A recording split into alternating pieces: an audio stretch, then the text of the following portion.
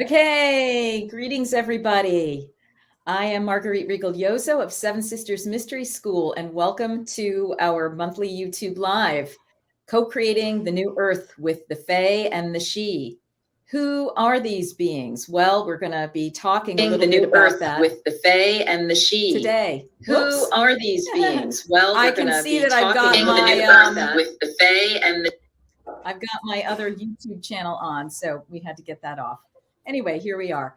I am so excited today to have IndigoAngel with us.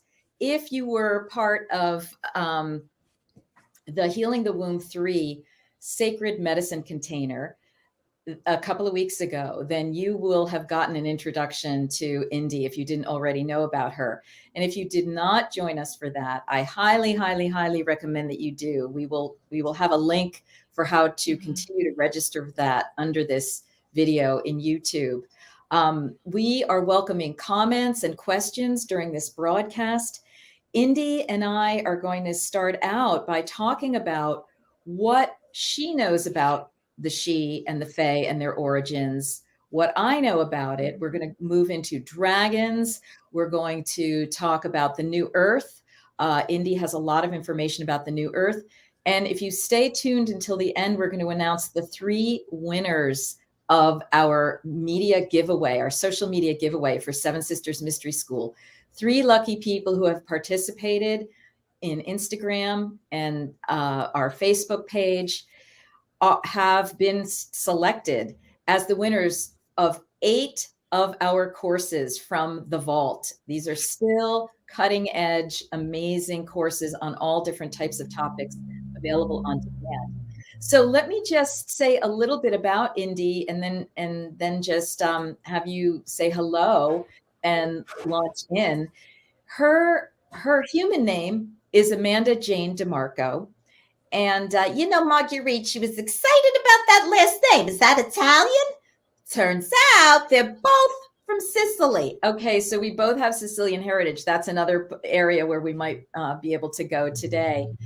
And her ascended identity is IndigoAngel. So this is the higher aspect of her soul, her higher self, her, the reason, the purpose that she came here on planet Earth after a horrendous time, a horrendous number of years as a young mother, as somebody who really went into the depths, like so many of us have done over the past 10 years and more, really got to the edge, had basically a near-death experience, and then started opening up her vessel to all of this divine information that was her original birthright anyway. So she really connects with galactic realms. And India, I'll also let you talk to us about how it is that you do this accessing.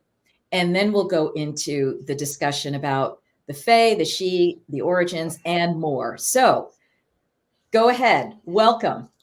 Yes, thank you so much. Thank you for having me here today with you. I'm so excited to be here, and I'm really looking forward to diving into the topics of discussion today that we're going to get into.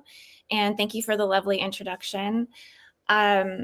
Yes, so how I access this information, it has come through my ascension processes, my rigorous ascension processes. And it's really has come through navigating all of my interdimensional aspects of myself, learning spiritual sciences, really connecting in with, as Z would say in some of her school that she has, she talks about the lucidity training and things like that. So it's really being able to tune into your psychic abilities and access everything on a much deeper level. I would say I do a lot of just direct transmission ultimately. Some might call it channeling, but it's ultimately, I think it's direct electrical impulse. It's really just at the speed of light. It's just direct transmission. And so I'm just pulling a lot of information that way. Everything also has come through a lot of deep study. So I have studied a lot of great literature, a lot of great works. And so it's just kind of a collaboration of studies, tuning in, meditation, and just putting together my own authentic picture and perception of everything that I'm tuning into and perceiving. And I just go deep. I go super quantum, and I feel everything to the core, and try to bring forth my most authentic expression of what I think everything means ultimately. So it's exciting. It's definitely my passion and my life work. I dedicate everything to this work, because I truly do believe in the future prophecy. I truly believe in the transformation that the earth and the planet and what we're going through on a level of humanity in terms of our ascension and our collective shared experience. And so I know that we are transcending the nefarious and the dualistic aspects of our realities, but we're definitely it's going to take a lot of time as we head through this transformation over hundreds of years, as we bring forth the future earth and transcend a lot of the genetic manipulation that has happened throughout history up until this point in time. So yeah, there's so much there with all of this, but I look forward to kind of breaking down certain components of it as we kind of work through this message today. Yeah, blessed be. Thank you so much for being here, your beautiful, shining self. And when you said, 100 years from now, it's like, oh, that's a long time to wait. But, you're going to see Marguerite and IndigoAngel in the history books then. All right. So they have a lot of patience. All right. They see the long picture. Also, I just wanted to mention that we now on our Seven Sisters Mystery School, the Marguerite Rigoglioso YouTube channel, have the capacity to receive super chats. You might be aware of what that is. Those are donations. There's a button link there. And we see that we've already had one generous donation from my assistant, Courtney Harper. Thank you so much, dear. But yeah, that's an option that's open. And I see that we have more people coming on live, which is very, very exciting. We want to know where you're from. We're seeing your live stream here. Please be nice to us, okay? and let us know if you have questions, because we are taking all of these questions as we go along. So, Indie, I work in the same way in that, I had kind of a traumatic childhood, and I had a dramatic event with the loss of my mother. And I think those kinds of things, all of those traumas just propelled me into my life mission. I kind of knew in advance, you're going to go in, it's going to be a hard lifetime, and it's going to awaken you. And mine was a little bit slower over time. And it was a lot through synchronicities. Like I'd be having all these magical things happen to me and realizing, okay, there's something more. And then I trained myself in psychic skills. I went to a psychic training and further trained myself as an oracle, what I describe, what you're doing. And then I really started out, though, as a scholar. I was doing all sorts of research and opening up and having all of these downpours. So it sounds like we're kind of working in the same way. Oh, wonderful. I'm seeing so many lovely people here. Excellent. So, Indie, why don't we just jump in? Because first of all, let me explain a little bit about the Fae and the Xi and the Tuatha de Danaan. I've talked about this in some other area, some other venues. But so what we're learning is that the Xi are known as the Shining Ones. And that word is spelled Sidhe. That's kind of the English transliteration. And these may well be the Tuatha de Danaan, the shining beings who came to Earth that are encoded in stories, particularly in Ireland and the British Isles, that those isles were a main portal through which those beings decided to come in, begin to activate and interact on the Earth plane. And it seems that they are actually, in a way, our origin. They are our ancestors, if you will. And what I learned at Findhorn from various teachers in that Scottish location, which is a wonderful place to visit and go to workshops to do, is that the Xi kind of split into Xi and humans. Oh, frequency matters. Thank you for that super chat. And the she split into humans and she, and those originators remained in fifth dimensional consciousness, and our human branch went more into third dimensional consciousness. And then at a certain point, like the distance became so great, and other things started happening on the planet, like cosmic galactic wars against the Tuatha de Danaan and the Shi, that they had to go underground. And that is registered as myths that literally they went underground. Whether they went into inner Earth or whether they went into interdimensional Earth, it's not 100% clear. Like we're all just starting to understand and lift the veils off this. And then the interactions between the Shi, who also are, they're also known as the fairy races, but there are many races of fairy. And there are some races of fairy that are much more connected in with trees and flowers and lakes and ponds and, all that type of thing. But they're all, I see the Shi as kind of like the huge overlords almost of the Fae, right? And then those veils became thicker. We were no longer able to communicate as much, and we were no longer able to legitimately sexually unite with them, except through like trickery and things like that. So this is where we have the stories of the capture and the swapping out of human babies for fairy and fairy babies for human that are in the lore of Ireland, etc. So that's a little bit of what I know about them on the earth plane. Indie, share with us anything you might know about where they hail from galactically, these fairy, these Tuatha de Danaan. What have you been getting about this? Well, it's really interesting that you tie it in with the burning ones, because The shining ones, yeah. the shining ones, yeah, it seems as if the Fae, the She, the dragons, and even the serpent lineages, I've tied all of these into the Seraph, which are representative of, I believe it is the burning ones, the holiest of holy, which are considered the highest, I guess, angelic choir or pantheon, the closest to God, essentially. So I do think that these soul lineages, whether they're one or whether they were divided into different archetypes or I guess soul groups or monadic structures, but I feel that they're all related as the original core progenitors of the earth, and that they all have something to do with, on a cosmic level, bringing forth cosmic teachings.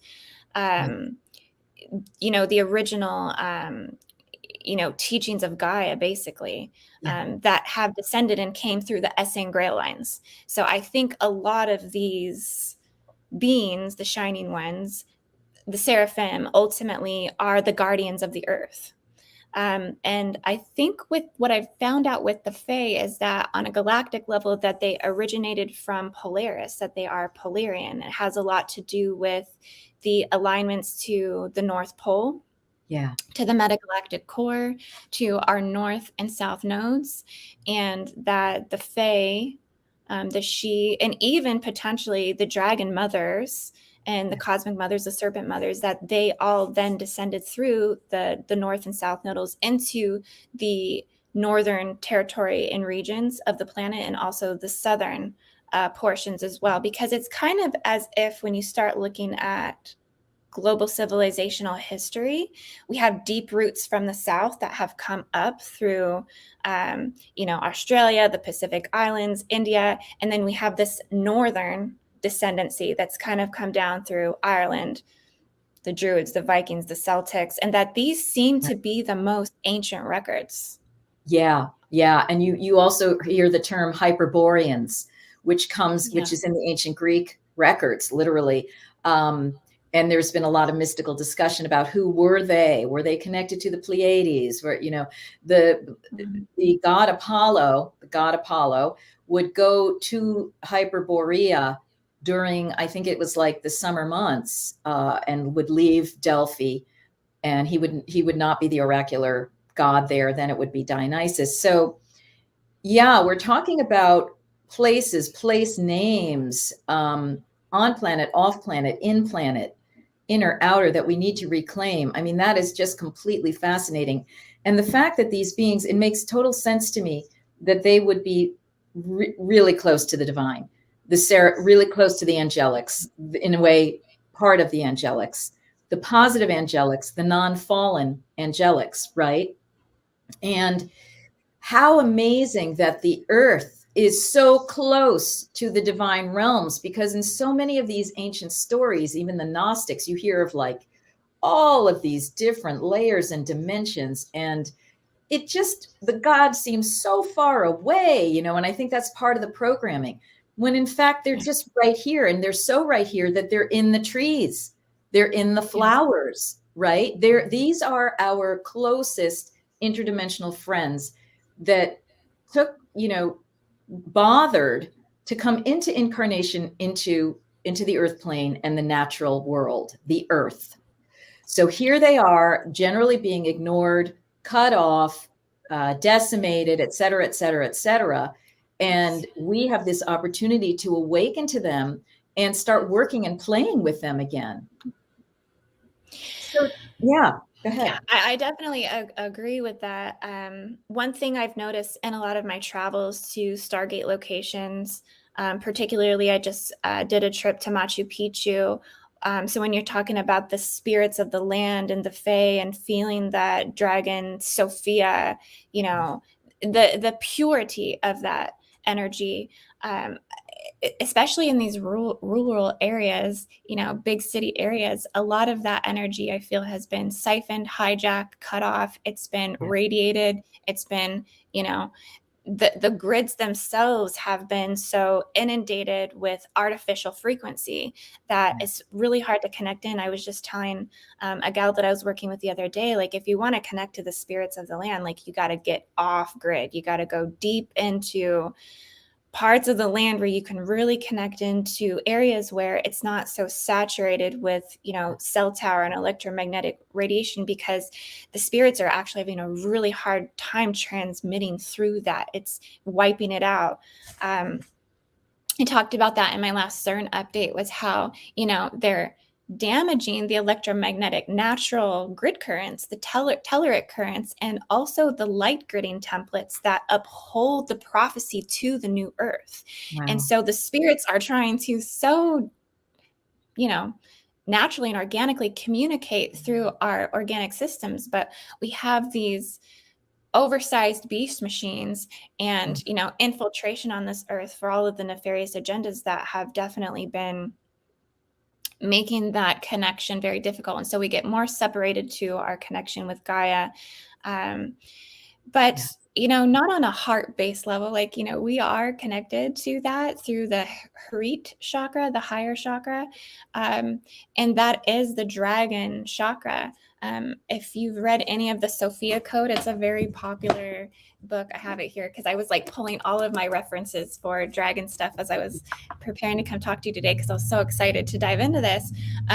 It's a great reference for, I don't know if she goes into the Fae too much, but she definitely talks a lot about the dragon light body, and that the dragon energy and essence and core spiritual body of that is actually a protective force field around us, and golden scales that many of us who are of the Sophianic bloodlines, the goddess Isis bloodlines, you know, of the Essene bloodlines, because as again, they're saying that the Fae, the dragon, and I always throw in the serpent lineages, because I'm like, don't forget about the serpent lineages, because they were just as much a progenitor creators. I mean, the Anunnaki were the Anunnaki, like they were serpent cults.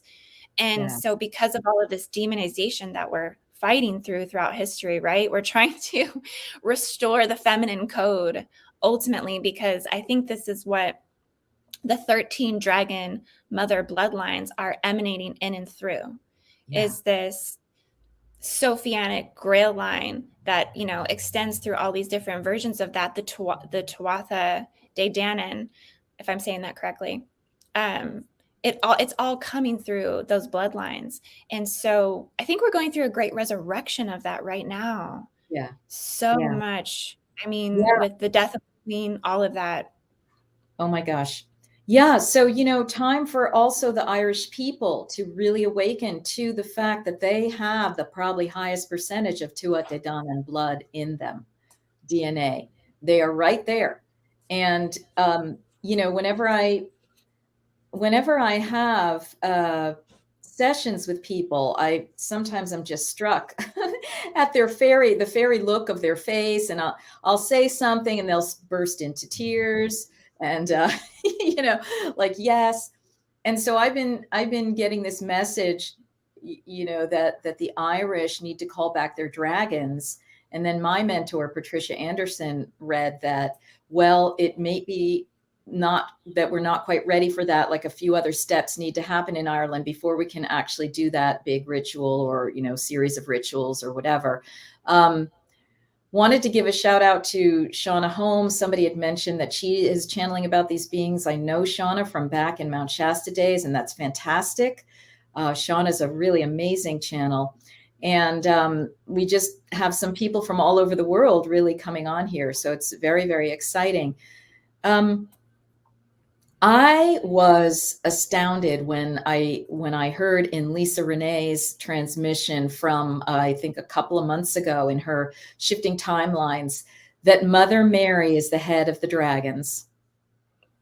Yeah. So in other words, Mother Mary represents that Sophianic identity that we can recognize on planet Earth through her personality structure as Mother Mary. And that she is really coming back on the planet. And that just astounded me because, I came out with the book on Mother Mary as a divine birth priestess in 2001. I'm writing another one, and I'm like, I guess this is all in divine timing. And what an amazing thing to think of Mother Mary as head of these dragons, these benevolent mother dragons who are all throughout the earth grids, who are like repopulating now, gathering their severed body parts together, and connecting with the astral, with the universal, cosmic, Sophianic dragons, and then what the relationship is to the Nagas and the serpent beings on the earth, being very different from the unfriendly reptile races that are being discussed, different from, yet having spliced DNA into, right, through other nefarious things that went on, what I get from the activities of the fallen angelics. So that has just created a real schism in the world that we're dealing with. And we are trying to remedy this, and rectify things on planet Earth with the restoration of the grids. Other comments, other thoughts about any of that? Yes.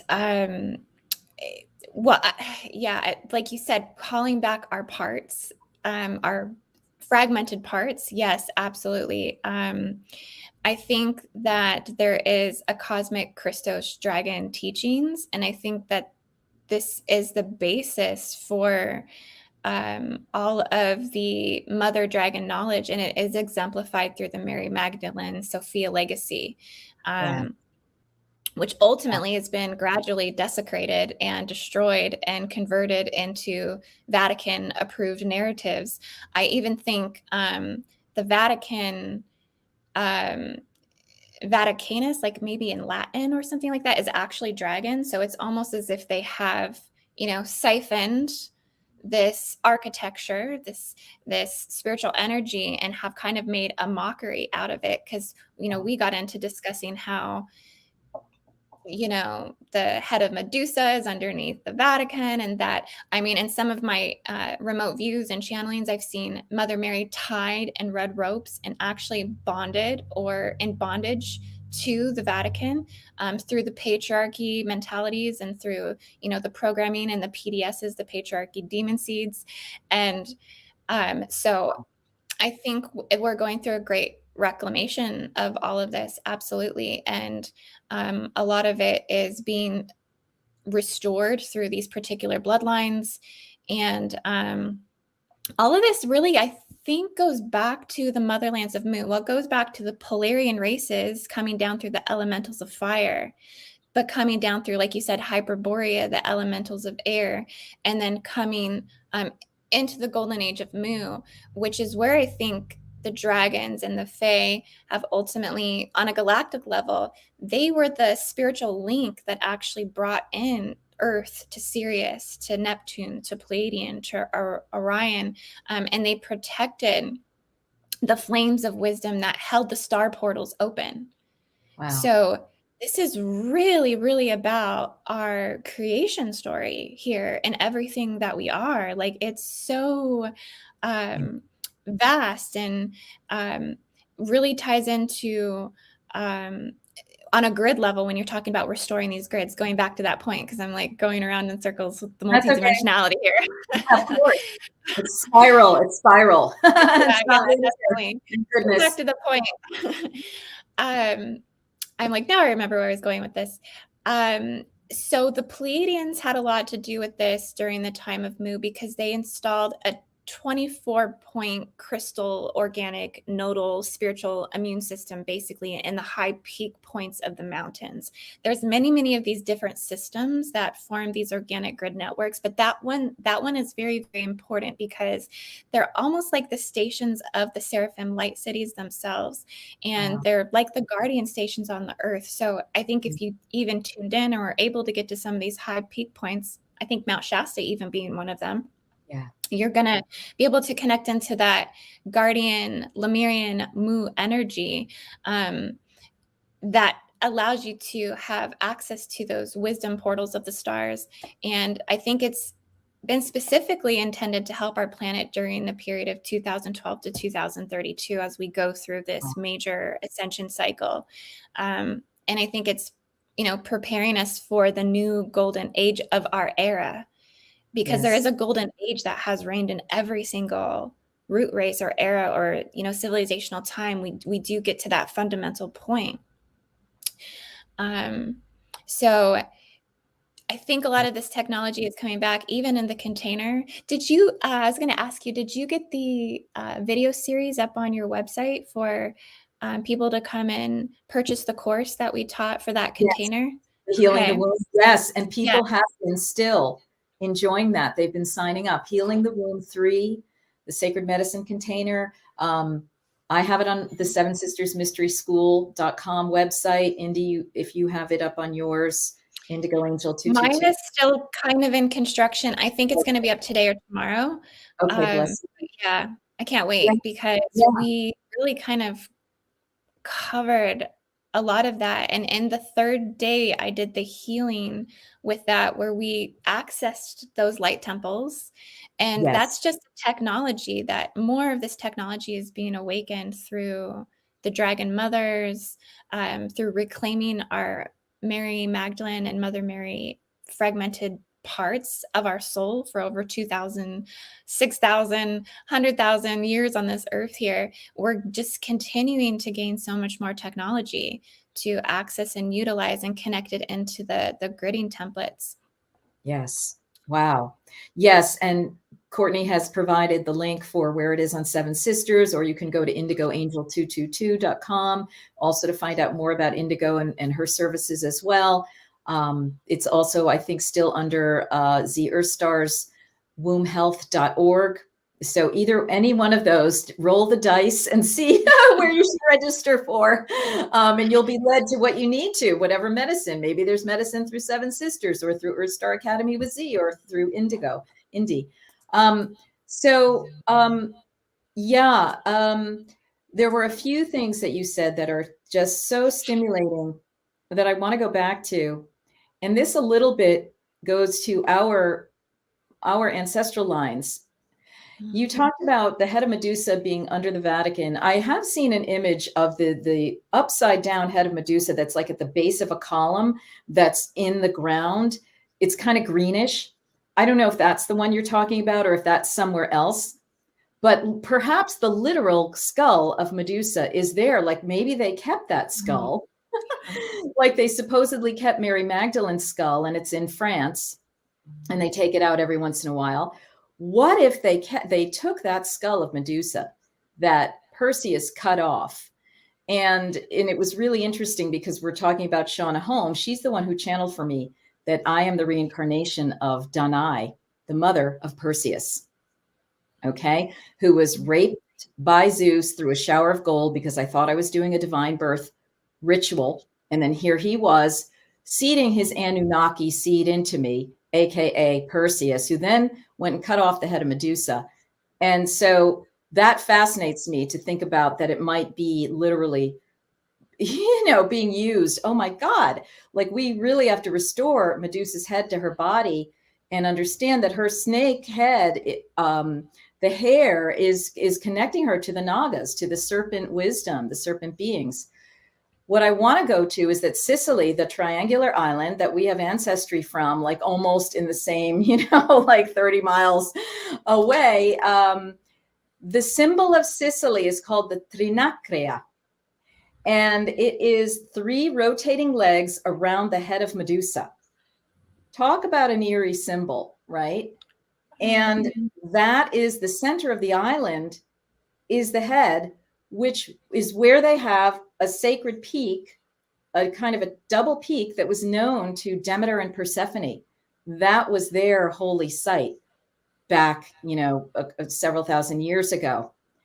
And so when you start making I've written, a master's thesis on Demeter and Persephone and Sicily and that connection with Medusa. When you start making all of these connections, not on just the academic level, not even on the like Goddess 101 level, but on the level that you're talking about, how are these grids? Where are they? What do we need to do today? How deeply esoteric this is. It becomes really, really fascinating. So I think it's interesting that you and I were brought together as these like 2 Sicilian kind of sisters carrying something of that blood, because I've spent a lot of time researching Sicily and Italy and the traditions there and how all of that got taken over by Rome, which really was an incursion of these negative beings, into the planet through these institutions like the ones you're talking about. And I just think there's so much medicine there, as well as in Ireland and really everywhere, right? Every single place you go has its indigenous wisdom stream, and every lineage that you're a part of has its indigenous wisdom stream. And what you want to do is go back and find where it's stronger, where it's purer. How many generations do you have to go back to gather that information and then just bring it through your bloodline?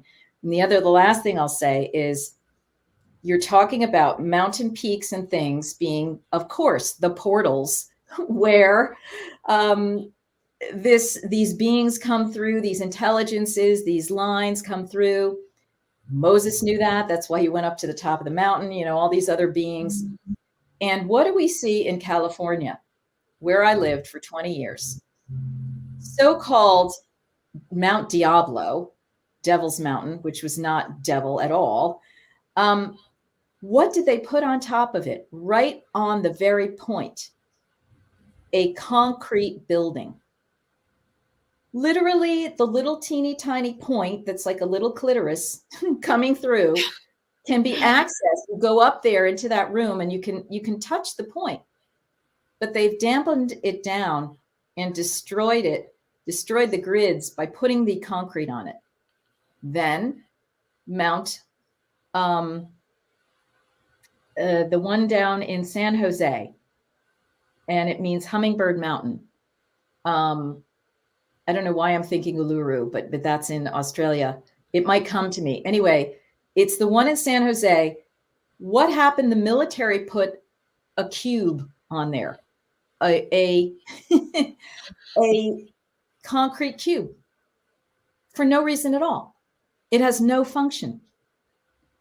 And it's like, the people in California, are they so asleep? Like, did nobody question why is that cube there? Why is that cube on Mount Diablo?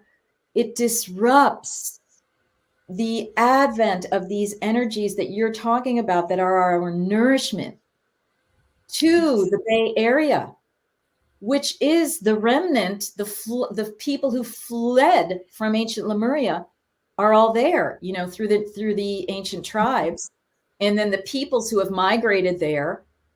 And so these things are still being stymied and stopped. And we have to recognize when there is a cap on a sacred mountain, we know that it's being interfered with. And these are the types of things that we have to either work around or work through, so that we can start bringing that information back through the grids. The other thing that goes on in these places is not only do they put cell towers, but what else do they put? Simple, plain old electricity, electrical lines. I went up to Mount Diablo a number of years ago, and they said, do not enter. It was this thing. It was like the most intense part of it. And I was like, I'm entering. So I sat there and I'm meditating and I'm like, holy crap. It was like, you can hear the electrical generator of this electricity that's going all down through the transformers and this and that. And I'm like, wow, this is definitely toxic. But I'm here for a few minutes to realize that, oh gosh, they have screwed up the whole earth grids through electrical wiring. That electricity is like the worst thing that ever happened to the planet. And we don't even know or see that. I mean, gosh, convince us to get rid of electricity, right? That's going to be totally, a really hard thing to do. But the thing is that we can transcend any of these things. So I'll just pause and see what you have to offer. Well, I wanted to actually ask you a question to see if you could go back and touch on more of the history of Sicily, and because I'm really curious, and I know this is a conversation we've been actually meaning to have, I think, for a little while. You mentioned something about Palermo, and that there was something that happened with people who came from there versus Sicily, that there was. Were you saying that those who came to America from Palermo would say that they were from Sicily because there was something that happened in Palermo? Right, almost. And by the way, Courtney, thank you. It's Mount Umunum is the one that in San Jose that they capped with that bizarre cube. So that is Hummingbird Mountain, very, very sacred. And there are mercury lines that were there that was mined by Chinese workers that, of course, was totally toxic. And then there's red jasper in those mountains. It's very sacred. Right. About Sicily. What I was referring to was that if you have relatives from Corleone, it benefits you to say you're from Palermo instead, for reasons that will become obvious to anybody who's watched The Godfather or any of those films. Because of any actual or mistaken identification with the bloodlines of the mafia that came into Sicily, however well-meaning they might have been originally, and then were just immediately corrupted and turned into crime syndicates and so forth. So Corleone is a major node for that. And a lot of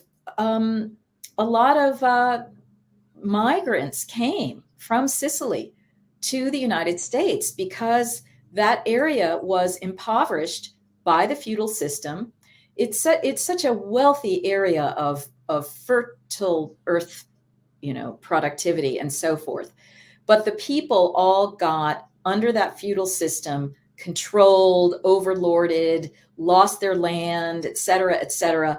It created incredible, intense poverty over hundreds and hundreds of years, leading, and in southern Italy, leading to the desperate migration of these people into Ellis Island. Okay, so that's what it is. It's just the idea that you have to be a little careful with, if you're from Corleone, as Marguerite is, what you say about it. So, but I did think it was because, for all we know, maybe your relatives are from Corleone and they're saying Palermo. That's what I'm saying. That's what I'm trying to figure out, because it's a great mystery. To be honest with you, I do know that my father's side and his grandparents came through Ellis Islands, and so, but I don't have a lot more information, but I'm just so excited to maybe start opening up that door and kind of diving in more, because it would be really interesting to know.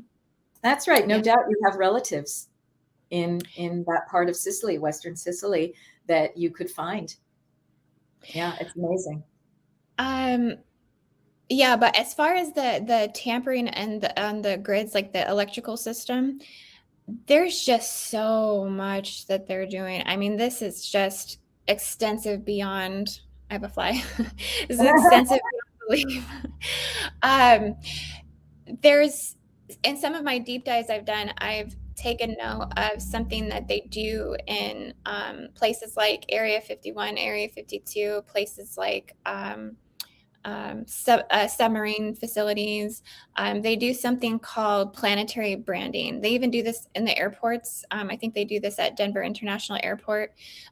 They take, iron rods basically, and they form their geometric symbolism and they brand it into the ground.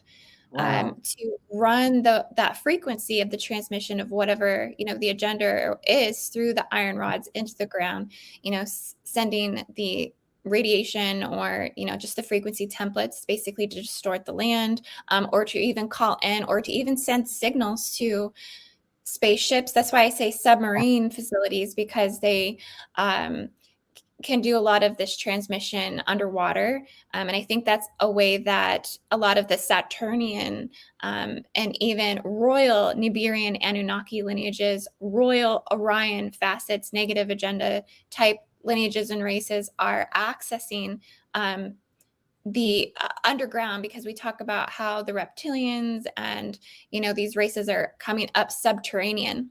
Yeah. And so I think it's through these underwater ports, underwater stargates, and that they're using all of this through militarization. So secret space programs, things like this. I really think people should be questioning more about these types of particular programs and what their agendas are.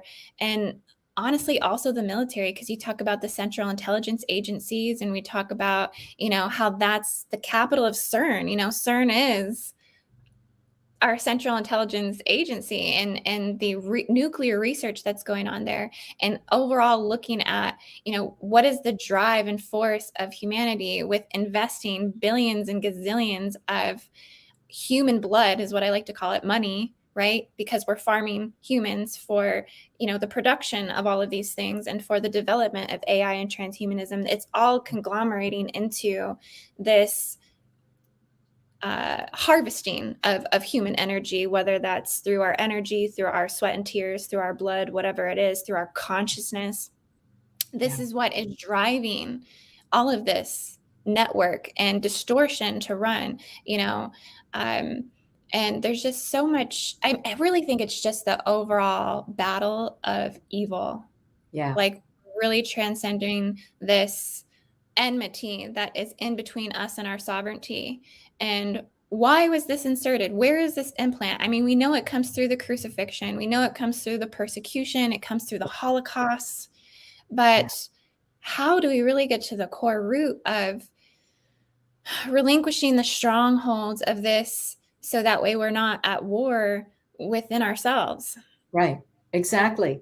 I know, because it's like we've got the good angel and the bad angel on each shoulder, and we're dealing with this because of the DNA and the hybriding that we've experienced.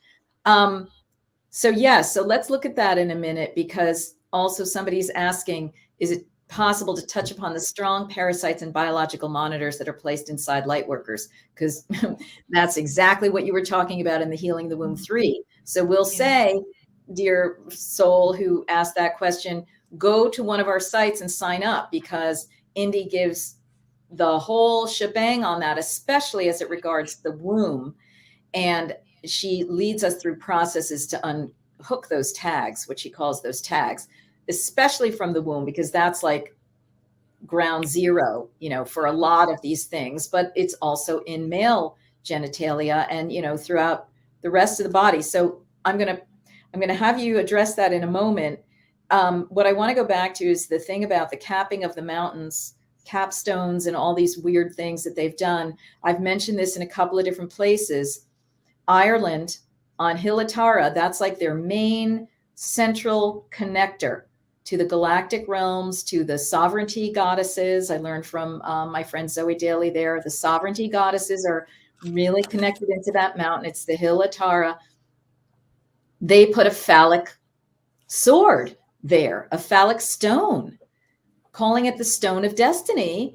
And Sure they they put did. it, yeah, and they put it, right, I was there, they put it in this circular thing that has rays radiating out of it like a sun. And it's like, oh my gosh, that is an exact example of redirecting for the negative phallic agenda. And that is not to denigrate males, but there is these interdimensional negative beings that tend to be more in the masculine polarity. That's their agenda, right? So now they own the Hill of Tara. So the creation of a road around it is the least of the Irish people's problems. Your main problem is that phallic stone up there. It's like and I'm not advocating violence or destruction or anything. I am advocating finding the inner resources for redirecting Hill of Tara in a peaceful, beautiful way and within yourself, right? Because we're not about going into battle. We're not about breaking things up. We're not about, taking a sledgehammer, blah, blah, blah. It's like we don't need sledgehammers. We need just to understand how to redirect in peace and love and get into the love vibration, which will get well above these lower vibrations. They either can't see it or they don't like it, right? And so that's how we're doing this. We're doing this through love. So yes, to go back to this idea of tags and implants, maybe you could address that a little bit, because this is very much connected with how we're going to go into the new earth. First, we need to take our shower and our bath, and then we can go out with our robes on and figure it out. So yeah, Indie. Yeah, absolutely. I think the dismantling of universal implants, seals, tags, abduction, all of that is a part of the prophecy of the new earth, of the new future Lemuria is what I like to call it. There will be a great subtle dismantling of those distortions, and the timelines in which they exist are going to ultimately collapse. I like to think that a lot of these seals and implants, particularly the J seals, are, and even the Draco seals is what I call them, all of the implants and seals on a universal level. And I say on a universal level because I like I like the analogy that if I see someone just walking down the street, let's say I had some sort of radar, I could just scan them. Their energy fields almost look like trash cans.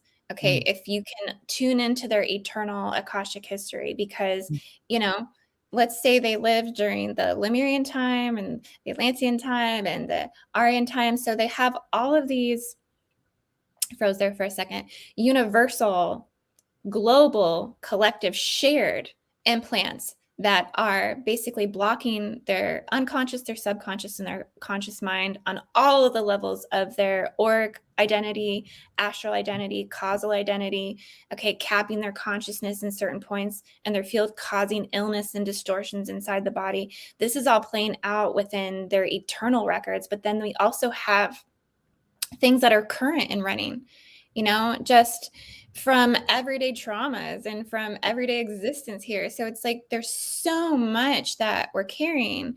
And that's why it's good to constantly be clearing and having those removed and working to have that, sovereignty within your body. So that way they're not blocking or capping you and limiting you in some way. But essentially, they all resort back to certain core world wounds, certain events in the Earth's global history and timeline that, something massive occurred, massive genocide, massive ethnic cleansing, massive migrations, massive, dying out, or, whatever it is. But even meteorite impacts, things like this, like we're all energetically carrying all of that. And so we have certain sets of shared distortions that are running from different timeline fields. And so it's all about restoration from original core world wounding and being able to identify that, so that way we can rectify and unify those timelines and heal the intergenerational trauma and the hybridization that has come from those things. Because according to Lemurian time, it wasn't, we weren't supposed to intergenerationally mate. We weren't supposed to, or mate with outside of our bloodline. Basically, we're supposed to keep the bloodlines pure because it would bring more unification genetically, alchemically, and also spiritually, with anchoring in more pure crystalline souls, fifth dimensional souls. So a lot of that has come through the forced breeding programs, which I extensively spoke about. But essentially, three. Yeah, in yeah. the Healing Womb 3. I mean, it's critical information for people to have. Yeah, and it will make sense of everything suddenly, Okay. Yeah, definitely. Yes, it's such a huge component to it. It kind of brings a lot of understanding. I even kind of was getting into sort of current topics with even abortion. Somebody had said any sort of forced pregnancy is a form of slavery.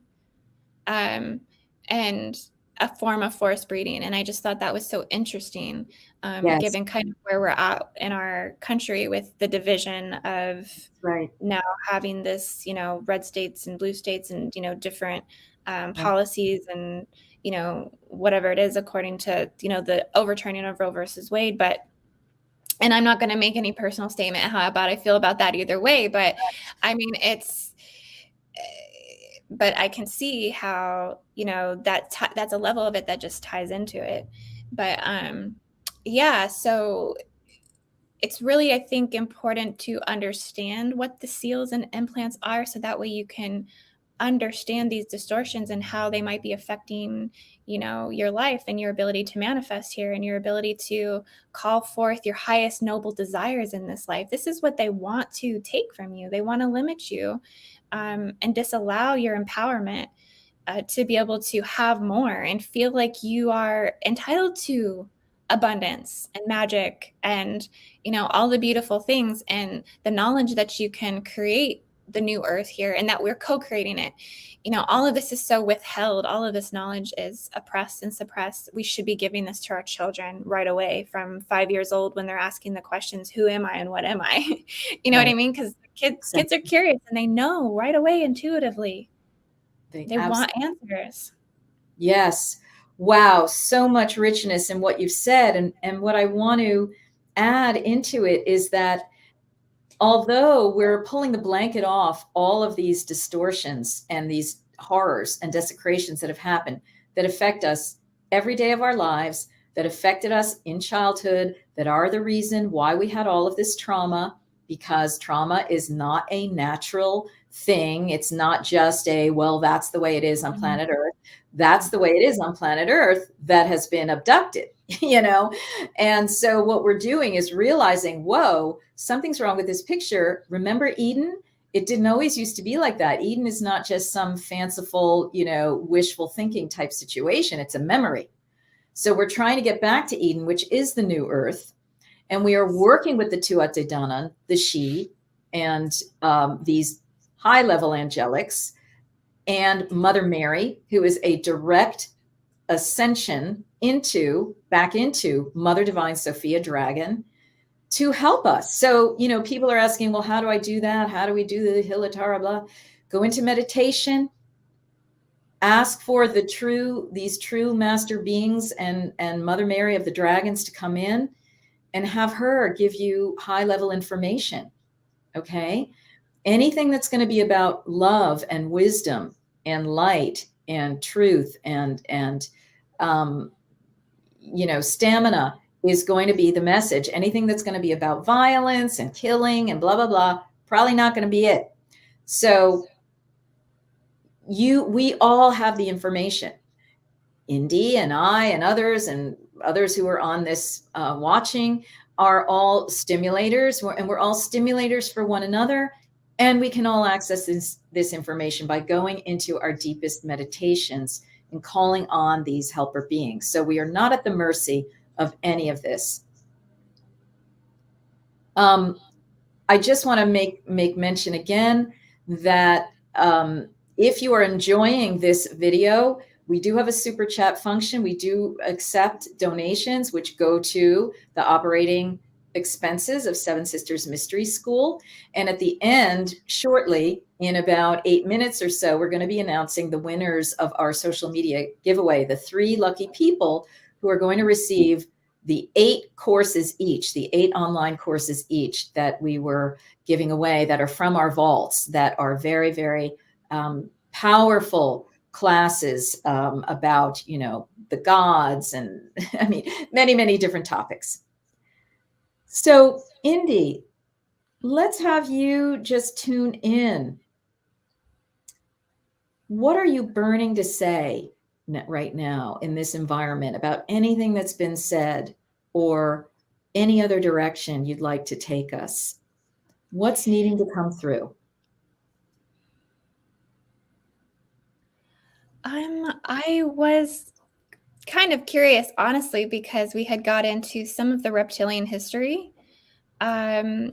So I know we're probably getting close to wrapping it up, but this was something that I just wanted to tell you, Marguerite, as I kind of started researching hive mentality, or ways in which, you know, the reptilian virgin queens would have operated, because you really got me curious with the vaginal vendentata. What do you call it? The vagina dentata, the toothed vagina that could, you know, castrate. Yeah, so it got me realizing that there are these off worlds, you know, in the Draco system, the Thuban system, which, by the way, is a huge astrological distortion, because if you look at, you know, any astrology book and look at the alignments of the Draco system, they're always going to tell you it's at 27 or 28 degrees Gemini, which is ultimately the Betelgeuse system. So yes, there is the Dracos that, you know, invaded the Orion territory and they live in these systems, but ultimately that's not the Draco alignment. It's ultimately in the ending markers of Sagittarius, first degree markers of Capricorn. So we always withhold this information in astrology, cosmology, just because it's not talked about, that there's this huge deception of trying to deter us away from truly understanding Draco inheritance, Draco knowledge, Draco history. Yeah. So that in itself is just a mind-boggling thing that I want to dive into at some point. But also getting into the realization that we don't have a lot of information about the reptilian nature and their origin and their home and where they came from and what they're about, because this psychology would, I think, bring huge healing to all of us in understanding these narcissistic mentalities, these Maldekian mentalities, this mindset or this mentality of this predatorial drive. This predatorial drive, yeah. That can be in men and women, and that has a stronger valence toward the masculine on this planet, because those are the beings that primarily came here, and that was their valence, was primarily masculine. So what I have gotten about their origins is that simply they are spliced out dragons, and that this was done by the fallen angelics because they could start. They fell from source. They started getting a little out of alignment with source, which is what they were from. And as they started getting out of alignment, they started going into what we could identify as ego on the earth, right? They started going into ego. They started going into mind exclusively, without the womb. And they started realizing they could be creator beings and create all these different sorts of problems and things all over the universe, just like our scientists will be like, hey, let's splice together a pig and a worm just because we can. Like, it was just that kind of thing, right? Let's split the atom just because we can, without thinking of the ethics and the long-term ramifications.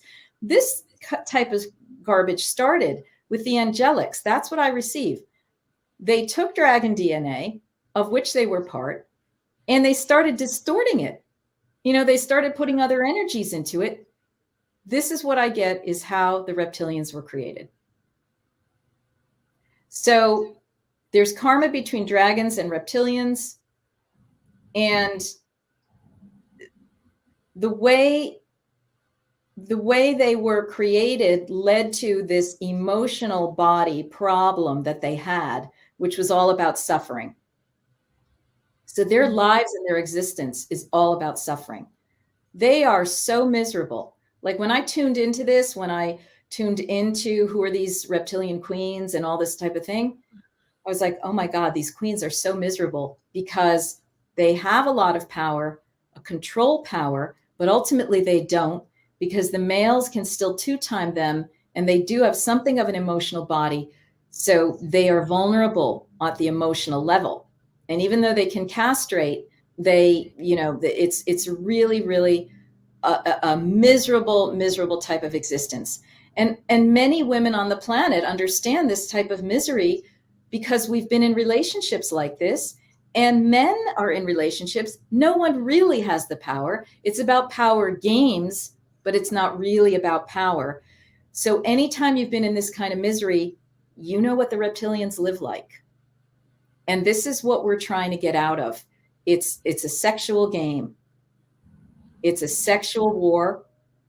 And this is the war on planet Earth. It's primarily a sexual war. And this is now continuing on every level with the splicing and dicing of the human body, and what is a womb, what isn't a womb, and who gets to say whether you're dead, and the whole abortion thing, which is like, on the one hand, it's a forced breeding program. On the other hand, it's an unconscious, what we would call genocide program. Both, and you see like these powers, they take this thing, which is unwanted pregnancy, and then they create all these problems.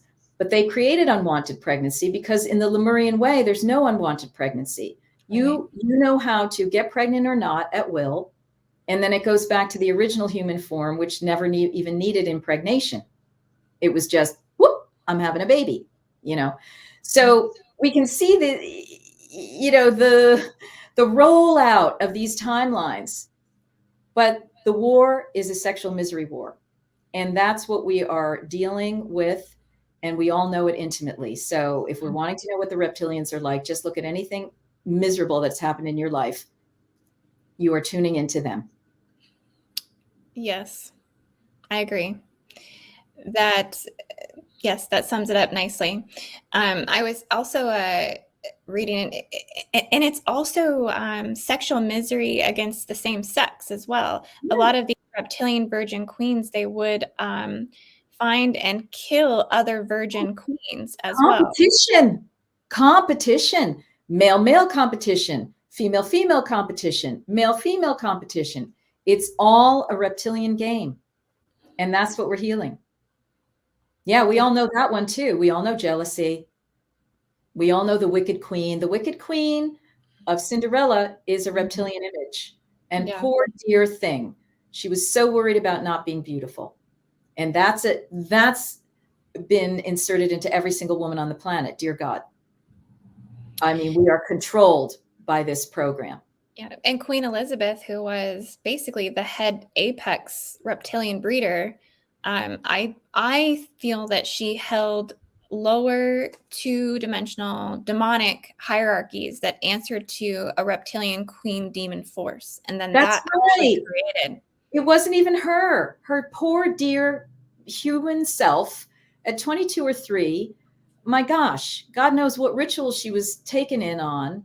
And, you know, Elizabeth April channeled recently that yeah, she was taken over by a force. So it's like, it's not even the human person that was at control there. It was, Elizabeth April said, when these beings get you, they don't want your soul necessarily, at least not right now. You're not just selling your soul. You're not essentially selling your soul. You're selling your body. You're selling your three-dimensional body so that you can be possessed and used. And that happens to us every single time we go into a rage.